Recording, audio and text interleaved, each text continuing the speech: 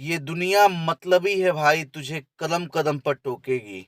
खुद से कुछ होगा नहीं, तुझे करने से रोकेगी।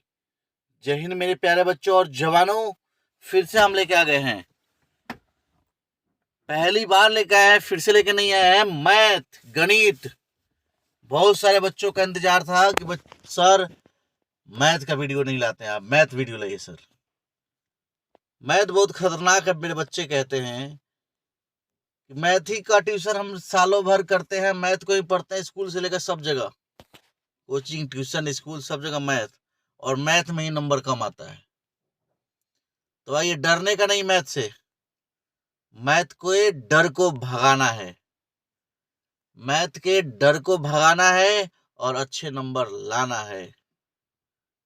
ठीक है, तो आइए, चैप्टर का जो नाम है, पहला चैप्टर है मैथ का वास्तविक संख्या। इंग्लिश में बोलते हैं इसको रियल नंबर। कौन नंबर? रियल नंबर, वास्तविक संख्या। वास्तविक संख्या को दो भागों में बांटा गया, आप तो पहले से जानते हैं, परिमेय संख्या और अपरिमेय संख्या। परिमेय संख्या किसे कहते हैं? जिसे p बाई क्यू के रूप में लिखा जा सके उसे परिमेय संख्या कहते हैं। और अपरिमेय संख्या किसे कहते हैं? जिसे p बाई क्यू के रूप में नहीं लिखा जा सके उसे अपरिमेय संख्या कहते हैं। परिमेय संख्या के उदाहरण में 2/3 हो जाएगा, 4 हो जाएगा, 5 हो जाएगा, 22/7 हो जाएगा। अपरिमेय संख्या के उदाहरण में √3, √5, है ना, पाई, ये सब अपरिमेय संख्या होगी। आगे भी जानेंगे परिमेय अपरिमेय के बारे में, क्वेश्चन जैसे करेंगे वैसे जानेंगे। इसमें एक यूक्लिड विभाजन प्रमेयिका है, यूक्लिड साहब का जो एक दिया हुआ प्रमेयिका है, यह है a बराबर BQ प्लस R। कहने का मतलब कि आप जब भाग पढ़ते हैं, ठीक है मेरे प्यारे बच्चों, जब भाग आप लोग पढ़ते हो तो बीच वाले को आप भाज्य कहते थे, याद है? और यहाँ वाले को भाजक, क्या कहते थे? भाजक।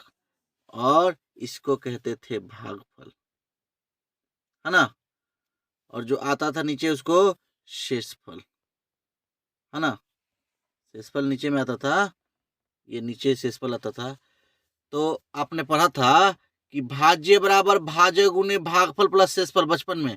ये भाज्य बराबर भाजक गुने भागफल प्लस शेषफल होता है ना?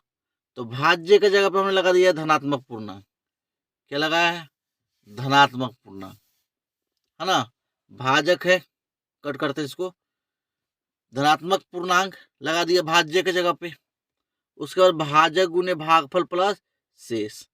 तो इसी पूर्णांक को, धनात्मक पूर्णांक को, भाज्य को हमने कह दिया a, भाजक कह दिया b, और भागफल इंग्लिश होता है क्वाड्रेट, तो q कह दिया, और शेषफल का r होता है रिमाइंडर, तो r कह दिया।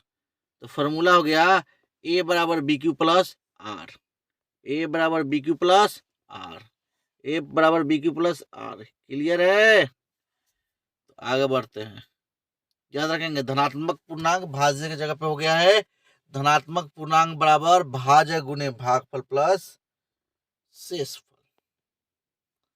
ये किसने दिया था? यूक्लिड साहब ने दिया था। यूक्लिड साहब का ये प्रेमिका है, यूक्लिड विभाजन प्रेमिका कहते हैं इसको।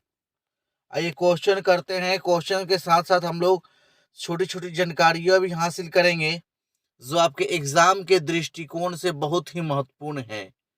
आपके एग्जाम में 50 नंबर के ऑब्जेक्टिव आएंगे, तो ध्यान दो मेरे बाबू। अगर हिंदी पढ़ते हो तो हिंदी में तो व्याकरण है ना, और बुक है, तब मिला के आएगा 50। लेकिन इसमें मैथ में पूरा मैथ है, तो मैथ को ध्यान से, बच्चे मैथ में ही नंबर कम लाते हैं। मैथ तो दिमाग का एक्सरसाइज कराता है, गणित दिमाग का एक्सरसाइज करा देता है। और मैथ अच्छा है तो सब सब्जेक्ट अधिकांशतः बच्चों का अच्छा होता है। आइए शुरू करते हैं। बिहारियों का वैसे ही मैथ अच्छा होता है, बिहारी मैथ से पहचाने जाते हैं कि भाई बिहारियों का मैथ बहुत तगड़ा है। क्वेश्चन करते पहला, निम्नलिखित में कौन सी अभाज्य संख्या है?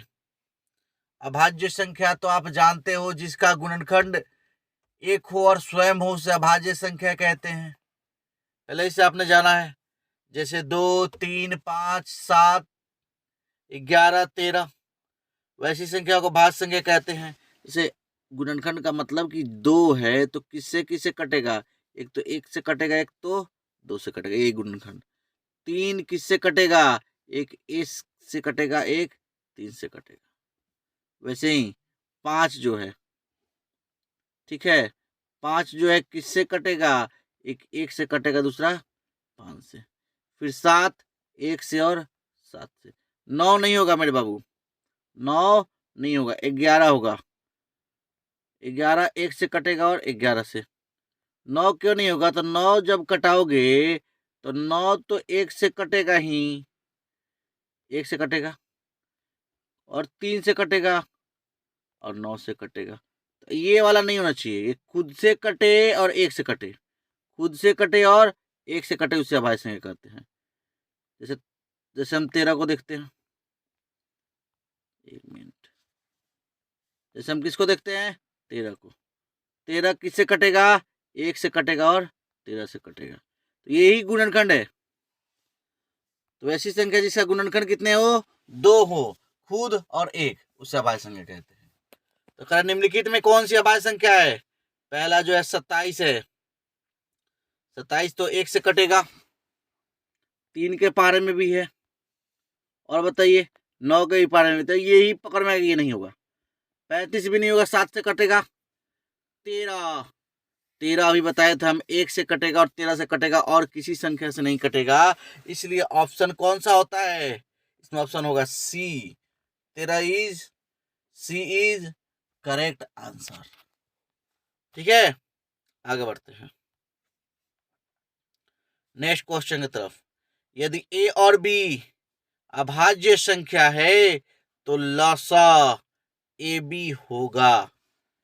अगर ए और बी अभाज्य संख्या है तो ए बी का लसा क्या होगा। तो मेरे जवानों, अभाज्य संख्या किसे कहते हैं, 2 को कहते हैं, 3 को कहते हैं, 5 को, 7 को, 11, 13। तो मान लीजिए कोई भी संख्या ले लेते हैं, ठीक है, कोई भी संख्या लेते हैं, मान 2 ले लेते हैं, ठीक है, 5 ले लेते हैं अभाज्य संख्या। अब इसका लसा क्या होगा, ये तो किसी कटेगा नहीं। तो जब लसा जब नहीं होता है तो उसको हम क्या कर देते हैं, गुना कर देते हैं। क्या कर देते हैं, गुना कर देते हैं। जैसे 2 और 5 जब नहीं कटेगा तो क्या कर देंगे, गुना कर देंगे। ठीक है, तो यहाँ पे ए बी है, तो ए बी तो अभाज्य संख्या है, तो ए बी का लसा क्या हो जाएगा, गुना हो जाएगा। तो ए गुने बी कौन सा आंसर होगा, सी होगा। सी इज करेक्ट आंसर। आगे बढ़े नेक्स्ट क्वेश्चन की तरफ। 2.131131131113 डॉट डॉट डॉट डॉट। ये कौन सी संख्या है, पूर्णांक संख्या है, परिमेय संख्या है, अपरिमेय संख्या है, इनमें से कोई नहीं। देखिए इसमें ये डॉट डॉट है, ये खत्म नहीं होने वाला है, और इसमें रिपीट नहीं कर रहा है, ये अनावर्ती है, आवृत्ति नहीं है जो एक ही अंक रिपीट करता तो परिमेय हो जाता। अनावर्ती और बदल बदल के अंक आ रहे हैं, इसलिए कौन सी संख्या होगी, तो ये जो होगी अपरिमेय संख्या होगी। ठीक है, तो 3 का क्या हो जाएगा, सी इज करेक्ट आंसर। समझ रहे हैं मेरे बातों को बाबू। नेक्स्ट क्वेश्चन की तरफ।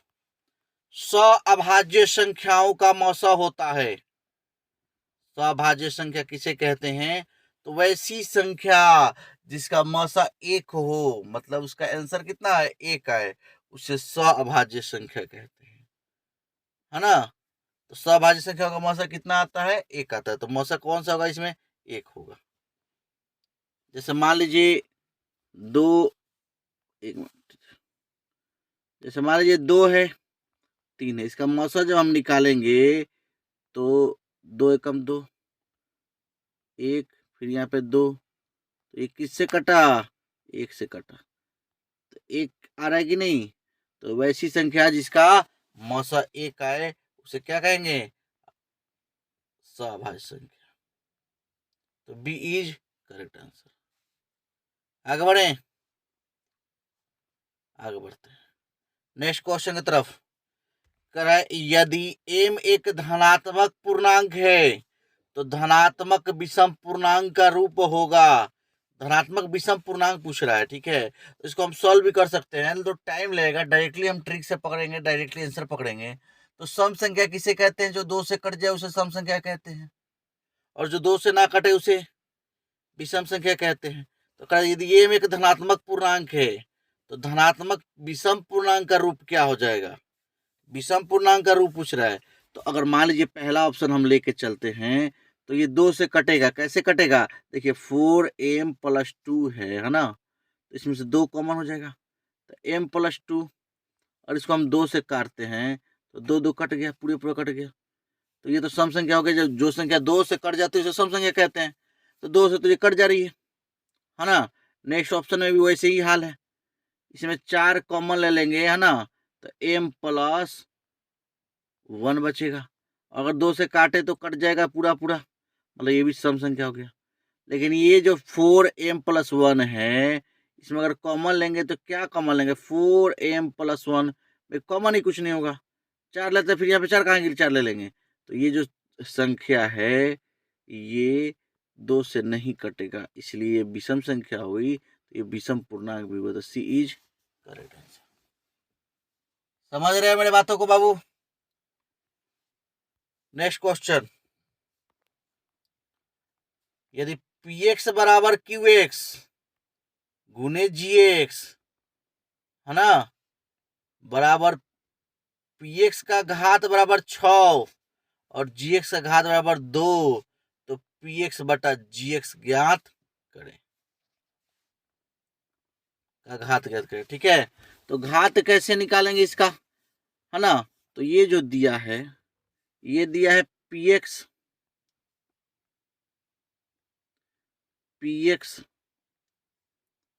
बराबर क्या? qx डॉट gx, यही ना जी, यही ना है। तो अगर हम यहाँ से, और px का मान दिया है और qx का, तो अगर हम यहाँ से gx मालूम करते हैं तो gx बराबर क्या हो जाएगा? 1 मिनट कट करते हैं, हम फिर से करते हैं। gx चले थे हम लोग, gx बराबर क्या हो जाएगा? px बटा qx, हुआ कि नहीं? हुआ ना?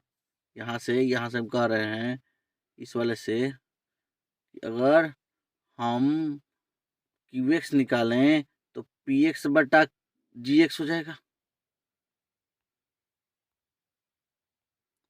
होगा ना जी? बात समझ रहे हो? तो वही पूछ रहा है कि अगर px बटा gx का घात क्या होगा, ठीक है। तो चलो भाई, px का घात कितना दिया है इसमें? 6 दिया है, तो 6 लिख देते हैं, बटा gx का घात कितना दिया है? 2 दिया है। ये काटेंगे थोड़े, ये घात दिया है, और आप जानते हैं बटा में जब भाग में रहता है और आधार बराबर हो केवल घात हो तो घात को घटाते हैं, और गुना में रहते तो जोड़ते हैं। तो घात को यहाँ पे घटाएंगे तो 6 - 2, 6 - 2, घात घटता है ना जी। 8 क्लास के मैथ में है कि जब बटा में रहता है तो घात घटता है। तो 6 में से 2 गया 4, हमको घात निकालना है। तो 4 किसका आंसर है? ए का है। किसका है? ए का है। तो ए इज करेक्ट आंसर। क्लियर है? आगे बढ़े। नेक्स्ट क्वेश्चन, निम्नलिखित में कौन अपरिमेय नहीं है? नहीं पूछ रहा है, अपरिमेय नहीं है, मतलब परिमेय चाहिए हमको, है ना। तो परिमेय, अपरिमेय कौन नहीं है? तो पहला जो ऑप्शन है पाई, पाई बड़ी खतरनाक है बाबू। पाई जो है बड़ी खतरनाक है। पाई को अगर पूछ दे कौन संख्या है तो पाई हो जाती है अपरिमेय संख्या। और 22/7 उसका मान होता है। 22/7 कौन सी संख्या है? तो हो जाएगा परिमेय संख्या। क्लियर है? तो पाई कौन सी संख्या होगी यहाँ पे? अपरिमेय संख्या होगी। दूसरा जो ऑप्शन है √7, ये तो भाई कोई जाएगा नहीं, तो ये √7 अपरिमेय ही होगा। अपरिमेय नहीं पूछ रहा है। √2, √5 तो ना ये गुना होगा, ये इसका मान कुछ नहीं आएगा, पूरा वर्गमूल नहीं आ सकता है। लेकिन चौथा जो ऑप्शन है 3√75 प्लस 48, तो अगर रूट वाले को रूट से गुना करें तो ये हो जाएगा √75 में 48 से गुना करते 3 तो पहले से है, √75 √48 3600 हो जाएगा। क्या हो जाएगा 3600, और 36 किसका वर्गमूल होता है 6 का होता है, तो 6 और 2 जीरो में से 1 जीरो 60 हो गया, और 60 दिया ही 180, मतलब इसका रूट गायब हो जा रहा है। रूट क्या हो जा रहा है गायब, मतलब ये कौन सी संख्या है परिमेय संख्या, मतलब परिमेय कौन नहीं है, तो ऑप्शन नंबर डी होगा। क्लियर है, आगे बढ़े, बोलो बाबू, एक बार जोर से जयकारा लगा दो, भारत माता की जय, अपने माता पिता की जय। उस माता पिता के लिए पढ़ लो बाबू, और किसी के लिए नहीं पढ़ना है। तो आगे बढ़ते हैं। यदि दो संख्याओं का गुणनफल 2166 है और उनका मसा 19 है तो लसा होगा, लसा होगा। तो आपने पढ़ा है कि संख्याओं का गुणनफल बराबर लसा गुने मसा होता है। संख्याओं का गुणनफल बराबर क्या होता है लसा गुने मसा। क्लियर है, तो अगर यहाँ पे संख्याओं का गुणनफल दिया है और बराबर होता है लसा गुने मौसा, तो हमको लसा निकालना है, तो लसा बराबर क्या हो जाएगा संख्याओं का गुणनफल बटा मौसा हो जाएगा, बटा में क्या हो जाएगा मौसा। ठीक है, तो संख्याओं का गुणनफल 2166, अब बटा मौसा कितना है 19 है। अब 19 से काटेंगे बाबू, 19 से क्या करेंगे काटेंगे, जब 19 से काटेगा तो ये 114 बार में कट जाएगा, सॉरी 144 लिख दिए, 114 बार में कट जाएगा, तो उसका लसा क्या होगा 114 होगा। तो सी इज करेक्ट आंसर। बात समझ रहे हैं, स्लो नहीं चल रहा है बाबू, और ज्यादा वीडियो आप देख रहे हो तो फास्ट करना है तो कर सकते हो, 1.5 का 1 का कर, ताकि वीडियो फास्ट चले, आप सुन सको सारे क्वेश्चन को, समय कम है तो। लेकिन टच कीजिए क्वेश्चन को, बहुत इंपॉर्टेंट क्वेश्चन हम डाल रहे हैं। नेक्स्ट क्वेश्चन, क्वेश्चन नंबर 9, ए बराबर 23, नहीं 23 नहीं होगा, यहाँ पे जो दिया है ए बराबर 2 के पावर 3 दिया है, 2 के पावर 3 गुने 3 गुने 5, ठीक है। दूसरा बी बराबर है 2 के पावर 4, यहाँ पे 24 नहीं है, 2 के पावर 4 गुने 3 गुने 7। तो लसा किसे कहते हैं जो अधिकतम घात का हो, सेम हो और अधिकतम घात हो तो उसे क्या कहेंगे मौसा कहेंगे। तो अधिकतम घात इसमें दोनों में से देखेंगे कौन है, तो 2 के पावर 4 है, 2 के पावर 4 पहला हो जाएगा, है ना। दूसरा है 3 और 5, तो 5 अगर दोनों में है तो 1 5 ले लेंगे, 3 है तो 1 ले सकते हैं। तो 2 के पावर 3 और 2 के पावर 4 में हमने लिए 2 के पावर 4, अधिकतम ना लेंगे, 2 के पावर 4 ले लिया कॉमन हमने, है ना, उसमें से जो बड़ी घात होती है, गुना 3 और 5 में 3 में लेना है, तो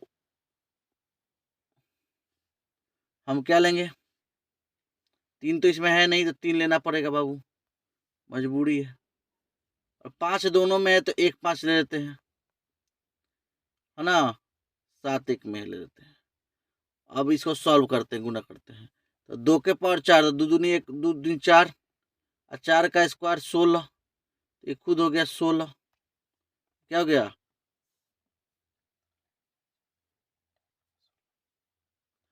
2 दूनी 4, 2 के पावर 4 का मतलब होता है 2 गुने 2 गुने 2 गुने 2, 2 दूनी 4, अच्छा दूनी 8, 8 दूनी 16, ठीक तो है 16, और 16 में 3 से गुना कर दें, टोटल को एक बार गुना कर देते हैं बाबू, 16 गुने 3 गुने 5 गुने 7, 7 5 35 इधर हो गया, है ना। क्या क्या लिखे थे हम लोग, फिर से लिख देते हैं, 7 और 5 इधर हो गया तो 35 हो गया। और इसमें गुना करेंगे 2 के पावर 4 से, मतलब 16 से, 16 हो गया, और एक 3 बच रहा है, ठीक है, तो हो गया 1680, गुना करने पे क्या हुआ 1680, 80। तो आंसर देख लीजिए कौन से में आंसर है। तो D is correct answer. Clear है, आगे बढ़े नेक्स्ट क्वेश्चन की तरफ। 144 के अभाज्य गुणनखंड में 2 का घातांक है। 144 का अभाज्य गुणनखंड पूरा निकालने के लिए तो अभाज्य गुणनखंड कैसे निकलता है आपको मालूम है। अब 144 का निकालेंगे तो ये 2 72 बार में कटेगा, फिर 2 36 बार में कटेगा, फिर 2 18 बार में कटेगा, फिर 2 9 बार में कटेगा, 9 को तोड़ेंगे 3 गुणे 3। तो कह रहा है कि 144 का भाज्य गुणनखंडों में 2 का घातांक है। तो कितने 2 है तो गिनेंगे बाबू, 1 2 3 4 4 है। तो कितने घात हुए 4 हुए। कौन सा आंसर, डी आंसर। क्लियर है, आगे बढ़े।